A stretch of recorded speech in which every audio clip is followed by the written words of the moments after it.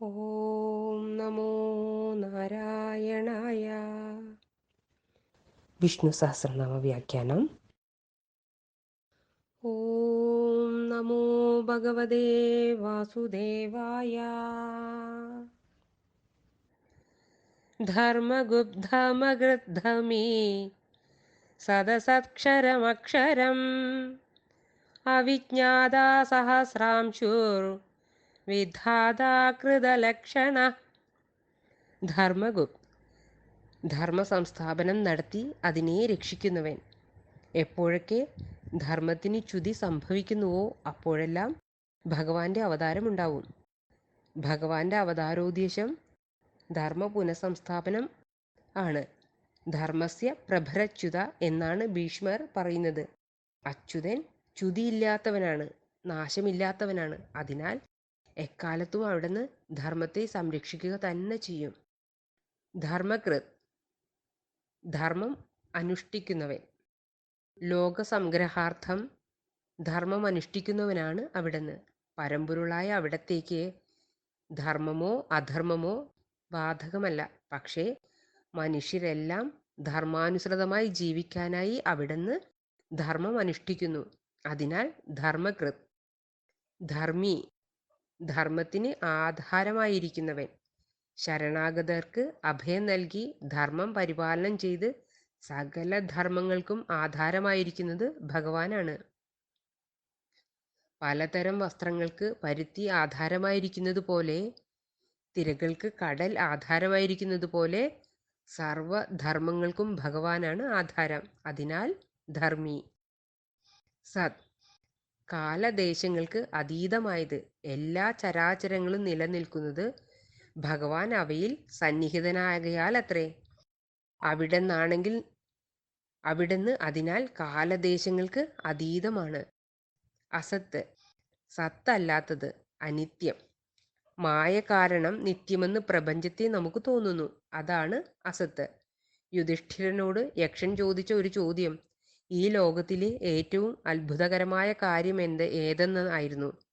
അതിന് യുധിഷ്ഠിരൻ കൊടുത്ത മറുപടി ചിന്താർഹമാണ്. ഓരോ മനുഷ്യനും തങ്ങൾ എക്കാലത്തും ഇവിടെ ഉണ്ടായിരിക്കുമെന്ന മട്ടിൽ ജീവിക്കുന്നതാണ് ഏറ്റവും അത്ഭുതകരം. അനിത്യമായ പ്രപഞ്ചത്തെ അപരബ്രഹ്മം എന്ന് പറയും. ഭഗവാൻ തന്നെയാണ് മായയാൽ പ്രകൃതിയിൽ അധിഷ്ഠിതനായി ഈ തോന്നൽ ഉണ്ടാക്കുന്നത്. അതിനാൽ സത്തും അസത്തും താൻ തന്നെയെന്ന് ഗീതയെ ഉദ്ഘോഷിക്കുന്നു. ക്ഷരം, നശിക്കുന്നത്. കാലത്തിന്റെ പോക്കിൽ ഈ കാണുന്നതെല്ലാം മറയുന്നു. മറഞ്ഞ് ഉദ്ഭവസ്ഥാനമായ ബ്രഹ്മത്തിൽ ലയിക്കുന്നു. അവിടെന്നാണ് മായയാൽ പ്രപഞ്ചമുണ്ടെന്ന് തോന്നിക്കുന്നതും പ്രപഞ്ചമായി വർത്തിക്കുന്നതും. അതിനാൽ അവിടുന്ന് ക്ഷരം. തിരമാലകൾക്ക് അടിസ്ഥാനം സമുദ്രം തന്നെ. അവ തെല്ലുനേരം വേറിട്ട് നിന്ന് സമുദ്രത്തിൽ ലയിക്കുന്നു. അതുപോലെ പ്രപഞ്ചവും വേറിട്ട് നിന്ന് പിന്നെ ബ്രഹ്മത്തിൽ ലയിക്കുന്നു എന്ന് മനസ്സിലാക്കണം. അക്ഷരം, നാശമില്ലാത്തത്. മാറ്റമില്ലാതെ നിത്യമായ ഒന്നുണ്ടെങ്കിലേ നശിച്ചു പോകുന്നതെന്ന് അറിയാനാവൂ. മാറ്റമില്ലാത്തത് പരബ്രഹ്മം അഥവാ അക്ഷരപുരുഷൻ. ബൃഹദാരണ്യകത്തിൽ യജ്ഞവാക്യം പറയുന്നത് ഇങ്ങനെയാണ്: അലയോ ഗാർഗി, ഇത് അക്ഷരമായ അത് യാ തന്നെയാകുന്നു. അവിജ്ഞാത, പരമാത്മാവ്. വികാരങ്ങളും ചിന്തകളും സംശയങ്ങളും ജീവാത്മാവിന് പറഞ്ഞിട്ടുള്ളതാണ്.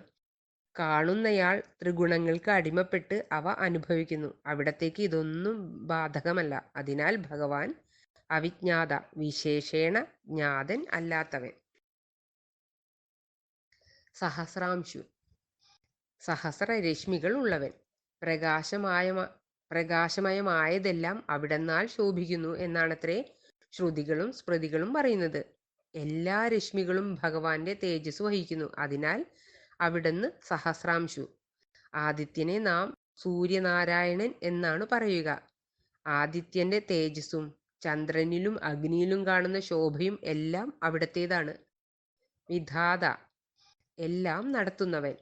എല്ലാത്തിനും അധിഷ്ഠാനം ഭഗവാനാണ്. ഭഗവാൻ പ്രതിഷ്ഠിതമായിരിക്കുന്നതോ സ്വന്തം മഹിമയിലും. വിശ്വം ചമച്ചും ഭരിച്ചും ഇരിക്കുന്ന അവിടുന്ന് അതിനായി ആദിശേഷൻ, അഷ്ടദിഗ്ഗജങ്ങൾ എന്നിവരെ ചുമതലപ്പെടുത്തി. അവർക്ക് ശക്തി പകർന്നു. അവിടുന്ന് തന്നെ ആദിശക്തിയായി നിലകൊള്ളുന്നതിനാൽ വിധാത.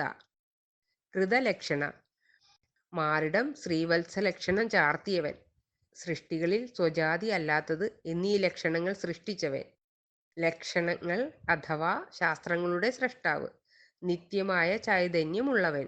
ഐശ്വര്യം, ധർമ്മം, യശസ്, ശ്രീ, ജ്ഞാനം, വൈരാഗ്യം എന്നിവ പൂർണ്ണമായി തികഞ്ഞവൻ. ഭൃഗുമഹർഷി ബ്രഹ്മവിഷ്ണു മഹേശ്വരന്മാരിൽ ശ്രേഷ്ഠൻ ആരെന്നറിയാൻ നടത്തിയ പരീക്ഷണങ്ങളിൽ ഉറങ്ങുകയായിരുന്ന ഭഗവാന്റെ മാറിൽ ചവിട്ടിയ പാടാണ് ശ്രീവത്സം. ശ്രീവത്സം അവിടത്തെ ലക്ഷണമാണ്. ശ്രീവത്സത്തിനു പുറമെ പീതാംബരം, ശംഖ്, ചക്രം, ഗരുഡൻ, കൗസ്തുഭരത്നം എന്നിവയും അവിടത്തെ ലക്ഷണങ്ങളാണ്. ഉപനിഷത്തിൽ ബ്രഹ്മാവിനായി വേദങ്ങളെ വിരാട് പുരുഷൻ വെളിപ്പെടുത്തിയതായി പറയുന്നു. സകല ശാസ്ത്രവേദാദികൾ ഭഗവാനിൽ നിന്നുദ്ഭവിച്ചതത്രേ. 6 കല്യാണ ഗുണങ്ങളും പൂർണ്ണമായി വിളങ്ങുന്നത് മഹാവിഷ്ണുവിൽ മാത്രമാണ്. ധർമ്മഗുപ്തമകൃദ്ധമീ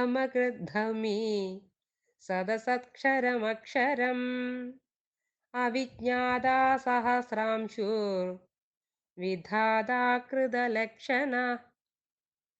ഓം നമോ നാരായണായ. ഓം നമോ ഭഗവതേ വാസുദേവായ. സർവത്ര ഗോവിന്ദ നാമ സങ്കീർത്തനം. ഗോവിന്ദ ഗോവിന്ദ.